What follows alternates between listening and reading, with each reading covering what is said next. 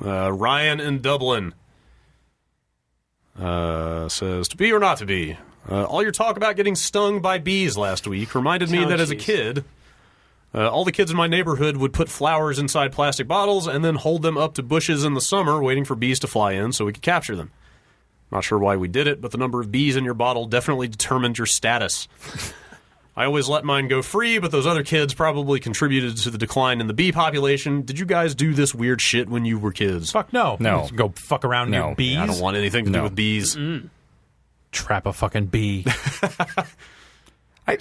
I remember going back to my dad's place like last holiday, and like all of a sudden there's just all these wasps in his house, and he's completely fine with it. And so like I'm like trying to sleep in the living room. In the house? Yeah, and like he's completely unfazed by it. Does he have a large hole somewhere in the house that like just feral cats come in and?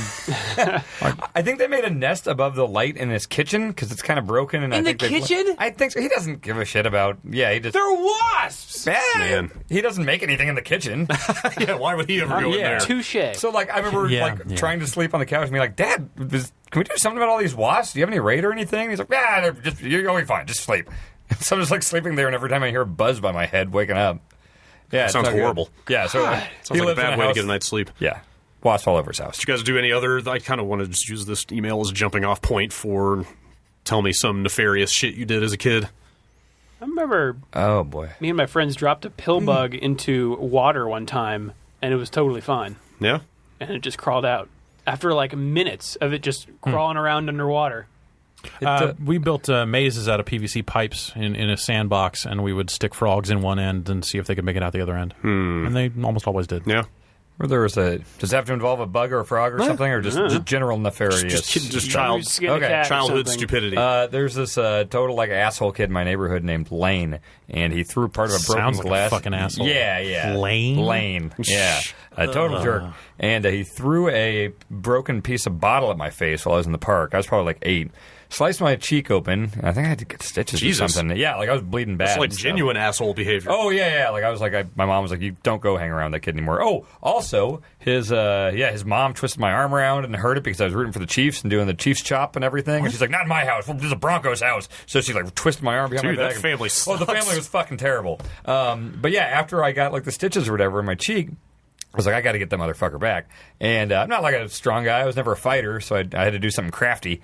So I went to the park with a shovel, and I dug like a big-ass ditch. Like, I'm trying to think. It's probably smaller than, when you get older, you think that something that was really big was whatever. I dug a ditch. Okay. And so it was probably like 3 feet deep, and I broke a bunch of branches off trees, and I crisscrossed across the ditch, and then I ripped Built up a some fucking tiger trap, basically, like a man trap. Yeah, so I took a bunch of Hy-Vee paper bags from the grocery store, and I ripped them, and I placed it over the sticks, and I put sand back over it, and I knocked on his door, and I got the stitches in my face and stuff. I was like, hey, fucker, like, I want to race you. Because, like, I knew I couldn't fight him. And he's like, all right, yeah, I'll race you. And so I said, all right, you line up with this swing, I'll line up with this swing, and I made sure his swing lined up with the pit. And, he was a big kid, so I was able to run faster than him. So I ran fast past him, and then turned around, and I just saw him disappear into, like, this cloud of sand and broken sticks. And I walk over, and I just look down, and he's just there at the bottom of the pit, just like, ah! And I felt so goddamn happy. I just walked home laughing the whole way. That's awesome. Yeah, I felt pretty good about that. Nice. I'm all about disproportionate response. Yeah. Escalation. Yes. Yeah. Vengeance. I mean, And then Lane set my house on fire. Yeah. Oh, boy. Yeah, Lane sucks. Yeah. I wonder where Lane is now. Lenny, if you're listening. Bottom of that ditch still. Yeah, he never made it out. Yeah. He actually, I'm not kidding, I think he follows 311 across the country. Yeah, that sounds about Currently. Yeah. What? He got a bunch of DUIs, and he can't drive anymore, and he stayed with his parents for a long time, and then he just decided, like, he got in with a bunch of friends that just, like, I think they drive a bus around to, like, 311 shows across the country and do drugs. And he found me on Twitter, and I said something about going to a DS event, and he went on a big rant talking about how the DS was part of a giant Obama conspiracy to control our minds. So I think Lane's doing great. We got to find this guy. No, you don't want to follow Lane. This is incredible. This just doesn't stop. Lane sucks. Does that mean he has a Twitter account? I think he used to. Oh, it's too bad. And I blocked him or something because it was just constant crazy, like 9/11 conspiracy stuff. And yeah, Weird. no good. All right. Fuck. I know. Yeah. I was just like sitting here. It's like, oh man.